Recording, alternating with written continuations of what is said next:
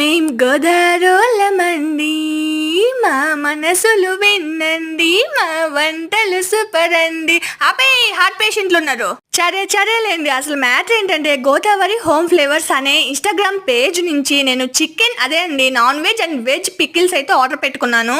Chicken లో bone ఉంటేనే ఇష్టం, అందుకే చికెన్ బోన్ పికిల్ అయితే ఆర్డర్ పెట్టుకున్నాను. నిజంగా టేస్ట్ అయితే సూపర్ అండి, నెక్స్ట్ లెవెల్ అన్నమాట. మొక్కలు కూడా ఎక్కువగానే ఉన్నాయండో.